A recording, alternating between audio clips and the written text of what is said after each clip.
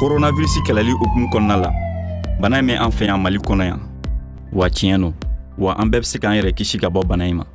Yasa k'i yɛrɛ kisi, k'i baarakɛɲɔgɔnw kisi, ni ka mɔgɔ wɛrɛw kisi, an k'an k'an jilaja ka nin wale ninnu matarafa ko ɲuman.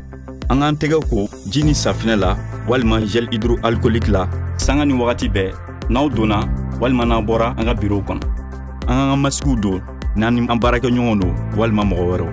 An k'an ka gants don an tɛgɛ la n'an bɛ maga mɔgɔ wɛrɛ bololafɛnw na, i n'a fɔ papiyew, wariw ani baarakɛminɛn wɛrɛw. Ni an ka kɛnɛya b'an yamaruya, an ka escalier yɛlɛnni matarafa ni ascenseur ye. K'an hakili to a la fɛnɛ, an kana to k'an tɛgɛ maga kogow la walima tɛmɛnikɛlanw la. N'an bɛ tiso walima n'an bɛ sɔgɔsɔgɔ, an ka kɛ an nɔngɔnkuru kɔnɔna la, walima an ka kɛ mouchoir la, an bɛ se ka min fili teliya la ɲamanminɛn kɔnɔna la. An k'an baarakɛɲɔgɔnw fo ka sɔrɔ a ma kɛ tɛgɛ di ɲɔgɔn ma ye ani ɲɔgɔn sumusumuni. An k'an jija an ka mètre kelen don an n'an baarakɛɲɔgɔnw ni ɲɔgɔn cɛ n'an bɛ réunion na walima kuma ɲɔgɔnya wɛrɛw. An kana to ka maga jamajɛfɛnw na i n'a fɔ thé mi verrew, café mi verrew, finɛtiriw ani daw. Sanga ni wagati bɛɛ an ka baarakɛyɔrɔ jama lajɛyɔrɔw la i n'a fɔ bureau kɔnɔlaw, tabaliw, finɛtiriw, dumunikɛyɔrɔ, ɲɛgɛn kɔnɔna ani mobili kɔnɔna ninnu. An k'an jija ka to k'olu traiter kosɛbɛ.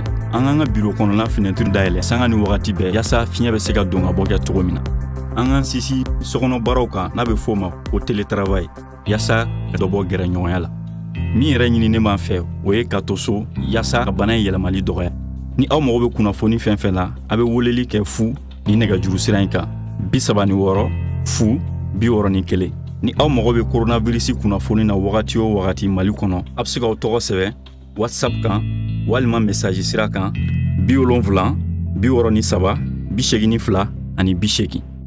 Ni jɛmukan in labɛnna kɛnɛya ani adamadenya kow ɲɛnabɔli minisiriso ani USAID fɛ an'u dɛmɛbagaw.